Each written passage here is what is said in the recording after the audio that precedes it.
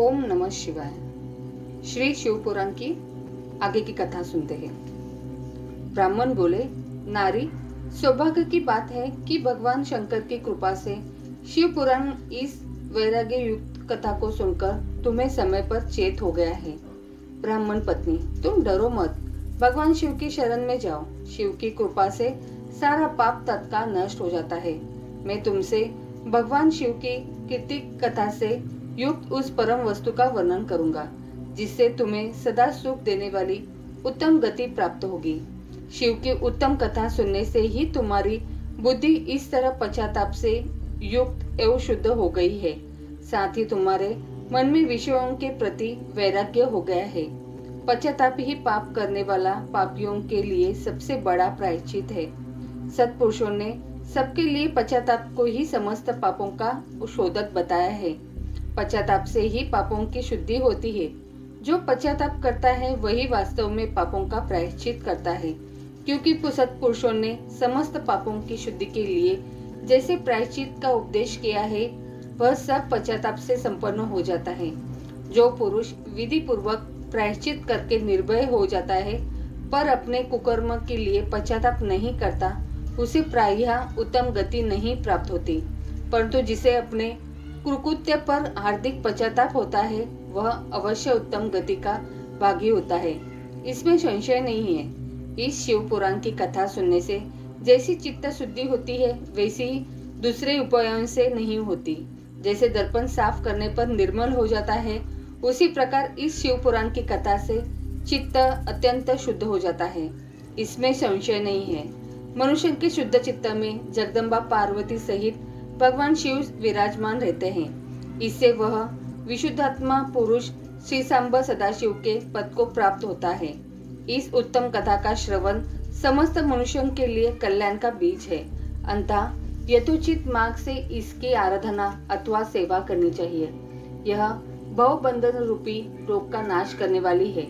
भगवान शिव की कथा को सुनकर फिर अपने हृदय में उसका मनन एवं निधि ध्यान करना चाहिए। इससे पूर्णतया चित्त शुद्धि हो जाती है। चित्त शुद्धि होने से महेश्वर की भक्ति अपने दोनों पुत्रों के साथ निश्चय ही प्रकट होती है। तत्पश्चात महेश्वर के अनुग्रह से दिव्य मुक्ति प्राप्त होती है, इसमें संशय नहीं है।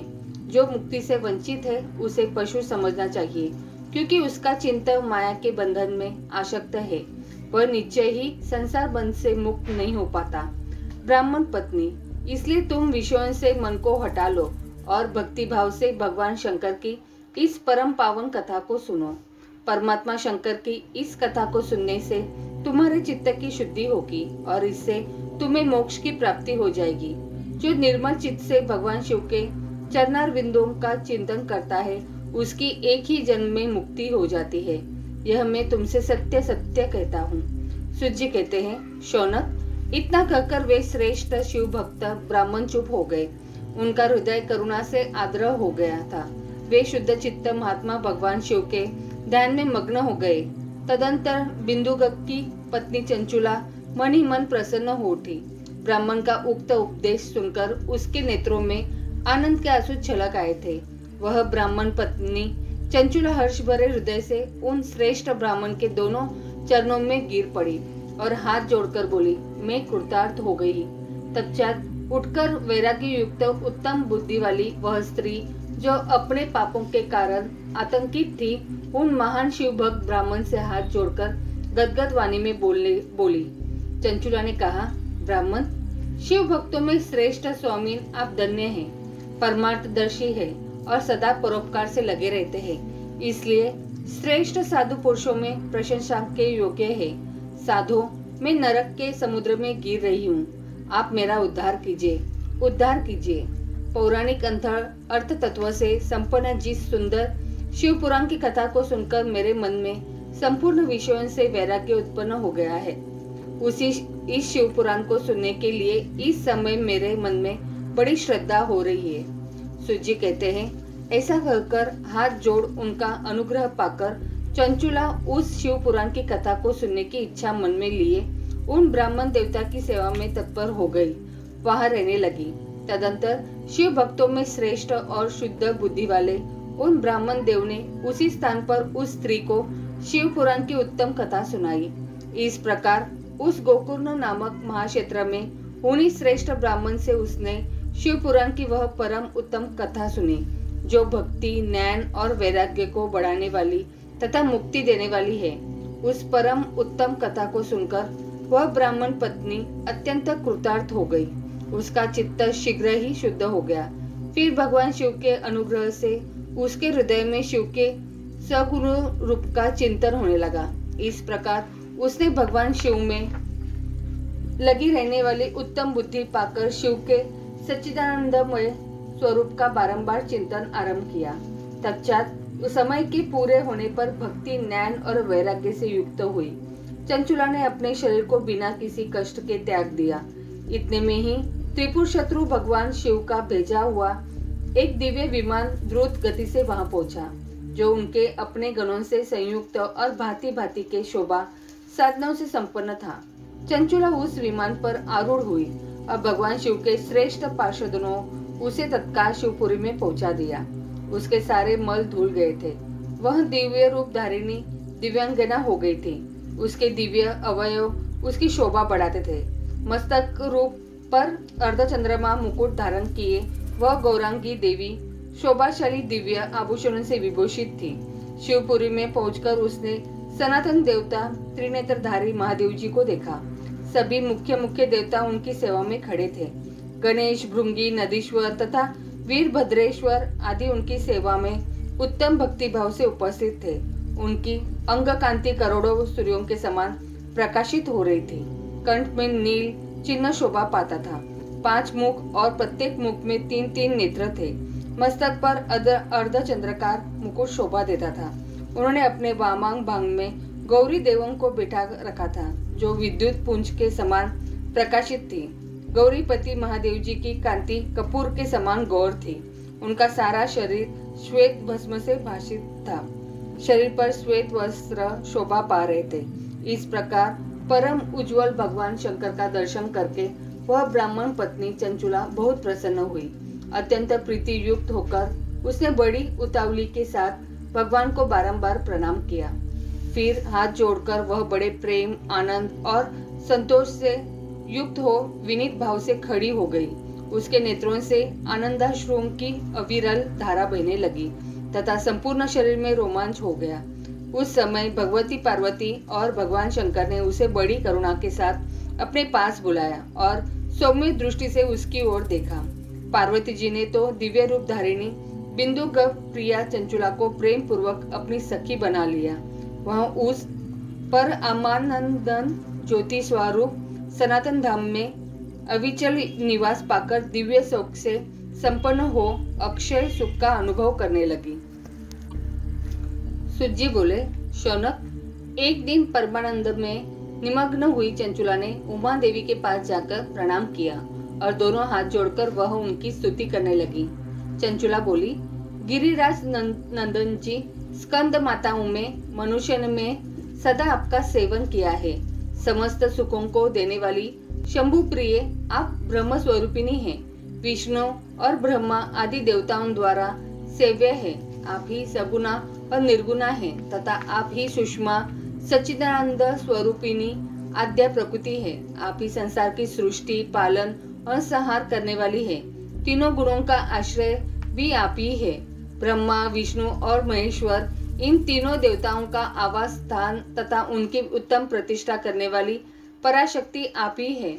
सुज्जी कहते हैं, शौनक, जिसे सद्गति प्राप्त हो चुकी थी वह चंचुला इस प्रकार महेश्वर पत्नी उमा की स्तुति करके सिर झुकाए चुप हो गई। उसके नेत्रों में प्रेम के आंसू उमड़ आए थे। तब करुणा से भरी हुई शंकर प्रिया भक्त वत्सला पार्वती देवी ने चंचुला को संबोधित करके बड़े प्रेम से इस प्रकार कहा। पार्वती बोली, सखी चंचुले सुंदरी, मैं तुम्हारी की हुई इस स्तुति से बहुत प्रसन्न हूँ।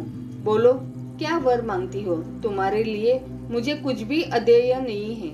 चंचुला बोली, निष्पाप गिरिराज कुमारी, मेरे पति बिंदुक इस समय कहाँ है? उनकी कैसे गति हुई है यह मैं नहीं जानती। कल्याण में दीन वत्सले, मैं अपने उन पतिदेव से जिस प्रकार संयुक्त हो सकूं वैसा ही उपाय कीजिए। महेश्वरी महादेवी, मेरे पति एक शूद्र जातीय वेश्या के प्रति आसक्त थे और पाप में ही डूबे रहते थे। उनकी मृत्यु मुझसे पहले ही हो गई थी। न जाने वे किस गति को प्राप्त हुए। गिरिजा बोली, बेटी, तुम्हारा बिंदुक नाम वाला पति बड़ा पापी था। उसका अंतकर्म बड़ा ही दूषित था। वेश्या का उपभोग करने वाला वह महामूढ़ मरने के बाद नरक में पड़ा। अगणित वर्षा तक नरक में नाना प्रकार के दुख भोगकर वह पापात्मा अपने शेष पाप को भोगने के लिए विंध्य पर्वत पर पिशाच हुआ। इस समय वह पिशाच अवस्था में ही है और नाना प्रकार के क्लेश उठा रहा है। वह दुष्ट वही वायु पीकर रहता है और सदा सब प्रकार के कष्ट सहता है। सुजी कहते हैं, शौनक, गौरी देवी की यह बात सुनकर उत्तम व्रत का पालन करने वाली चंचुला उस समय पति के महान दुख से दुखी हो गई। फिर मन को स्थिर करके उस ब्राह्मण पत्नी ने व्यथित हृदय से महेश्वरी को प्रणाम करके पुनः पूछा। चंचुला बोली, महेश्वरी महादेवी, मुझ पर कृपा कीजिए और दूषित कर्म करने वाले मेरे उस दुष्ट पति का अब उद्धार कर दीजिए। देवी, कुत्सित बुद्धि वाले मेरे उस पापात्मा पति को किस उपाय में उत्तम गति प्राप्त हो सकती है, यह शीघ्र बताइए। आपको नमस्कार है। पार्वती ने कहा, तुम्हारा पति यदि शिव पुराण की पुण्यमयी उत्तम कथा सुने तो सारी दुर्गति को पार करके वह उत्तम गति का भागी हो सकता है। अमृत के समान मधुर अक्षरों से युक्त गौरी देवी का यह वचन आदर पूर्वक सुनकर चंचुला ने हाथ जोड़कर मस्तक झुकाकर उन्हें बारंबार प्रणाम किया और अपने पति के समस्त पापों की शुद्धि तथा उत्तम गति की प्राप्ति के लिए पार्वती देवी से यह प्रार्थना की कि मेरे पति को शिव पुराण सुनाने की व्यवस्था होनी चाहिए। उस ब्राह्मण पत्नी के बारंबार प्रार्थना करने पर शिव प्रिया गौरी देवी को बड़ी दया आई। उन भक्त वत्सला महेश्वरी गिरिराज कुमारी ने भगवान शिव की उत्तम कीर्ति का गान करने वाले कंदर राज तुम्बुर को बुलाकर उसने प्रसन्नता पूर्वक इस प्रकार कहा, तुम्बुरो, तुम्हारी भगवान शिव में प्रीति है। तुम मेरे मन की बातों को जानकर मेरे अभिष्ट कार्यों की सिद्ध कराने वाले हो। इसलिए मैं तुम्हें एक बात कहती हूँ, तुम्हारा कल्याण हो। तुम मेरी इस सखी के साथ शीघ्र ही विंध्य पर्वत पर जाओ। वहाँ एक महागौर भयंकर पिशाच रहता है। उसका वृत्तांत तुम आराम से ही सुनो। मैं तुमसे प्रसन्नता पूर्वक सब कुछ बताती हूँ। पूर्व जन्म में वह पिशाच बिंदुक नामक ब्राह्मण था। मेरी इस सखी चंचुला का पति था, परंतु वह दुष्ट वेश्यागामी हो गया। स्नान, संध्या आदि नित्य कर्म छोड़कर अपवित्र रहने लगा। क्रोध के कारण उसकी बुद्धि पर मूढ़ता छा गई थी। वह कर्तव्य का विवेक नहीं कह कर पाता था। अपेक्षा भक्षण, सज्जनों से द्वेष और दूषित वस्तुओं का दान लेना, यही उसका स्वाभाविक कर्म बन गया था। वह अस्त्र शस्त्र लेकर हिंसा करता, बाएं हाथ से खाना खाता, दीनों को सताता और क्रूरता पूर्वक पराये घरों में आग लगा देता था। चांडालों से प्रेम करता और प्रतिदिन वेश्या के सकर्मक से रहता। बड़ा दुष्ट था। वह पापी अपनी पत्नी का परित्याग करके दुष्टों के संगम में ही आनंद मानता था। वह मृत्यु पर्यंत दुराचार में ही फंसा रहा। फिर अंतकाल आने पर उसकी मृत्यु हो गई।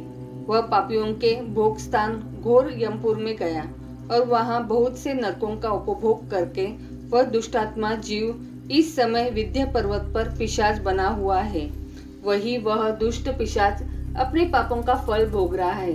तुम उसके आगे यत्न पूर्वक शिव पुराण की उस दिव्य कथा का प्रवचन करो, जो परम पुण्यमयी तथा समस्त पापों का नाश करने वाली है।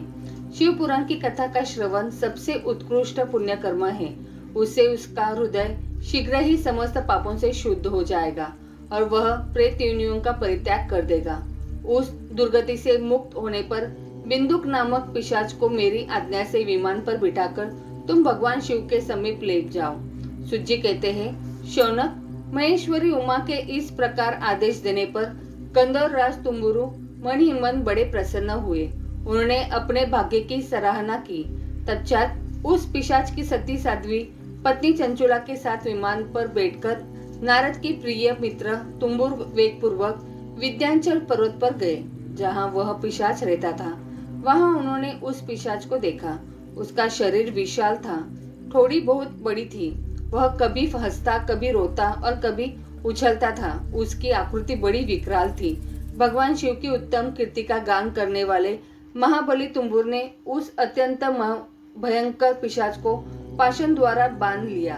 तदंतर तुम्बुर ने शिव पुराण की कथा बांचने का निश्चय करके महोत्सव तक स्थान और मंडप आदि की रचना की। इतने में ही संपूर्ण लोकों में बड़े वेग से यह प्रचार हो गया कि देवी पार्वती की आज्ञा से एक पिशाच का उद्धार करने के उद्देश्य से शिव पुराण की उत्तम कथा सुनाने के लिए तुम्बुरु विद्या पर्वत पर गए हैं। फिर तो उस कथा को सुनने के लोभ से बहुत से देवर्षि भी शीघ्र ही वहां जा पहुंचे। आदर पूर्वक शिव पुराण सुनने के लिए आए हुए लोगों का उस पर्वत पर बड़ा अद्भुत और कल्याणकारी समाज जुट गया। फिर तुम्बुर ने उस पिशाच को पाशों से बांधकर आसन पर बिठाया और हाथों में वीणा लेकर गौरीपति की कथा का गान आरंभ किया। पहली अर्थात विद्येश्वर संहिता से लेकर 7वीं वायु संहिता तक महात्म्य सहित शिव पुराण की कथा का उन्होंने स्पष्ट वर्णन किया। 7 संहिताओं सहित शिव पुराण का आदर पूर्वक श्रवण करके वे सभी श्रोता पूर्णता कृतार्थ हो गए।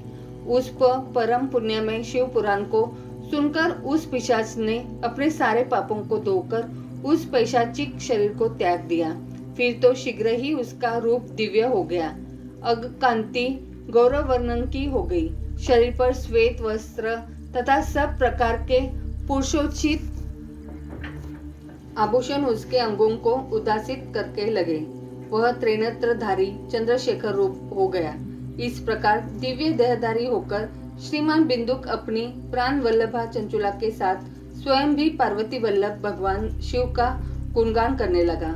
उसकी स्त्री को इस प्रकार दिव्य रूप से सुशोभित देख वे सभी देवर्षि बड़े विस्मित हुए। उनका चित्त परमानंद से परिपूर्ण हो गया। भगवान महेश्वर का वह अद्भुत चरित्र सुनकर वे सभी श्रोता परम कृतार्थ हो प्रेम पूर्वक श्री शिव का यशोगान करते हुए अपने अपने धाम को चले गए। दिव्य रूपधारी श्रीमान बिंदुक भी सुंदर विमान पर अपनी प्रियतमा के पास बैठकर सुख पूर्वक आकाश में स्थित हो बड़ी शोभा पाने लगा। तदंतर महेश्वर के सुंदर एवं मनोहर गुणों का गान करता हुआ वह अपनी प्रियतमा तथा तुम्बुरों के साथ शीघ्र ही शिवधाम में जा पहुंचा। वहां भगवान महेश्वर तथा पार्वती देवी ने प्रसन्नता पूर्वक बिंदुक का बड़ा सत्कार किया और उसे अपना पार्षद बना लिया। उसकी पत्नी चंचुला पार्वती जी की सखी हो गई। उस घनीभूत ज्योतिया स्वरूप परमानंदमय सनातन धाम में अविचल निवास पाकर वे दोनों दंपति परम सुखी हो गए।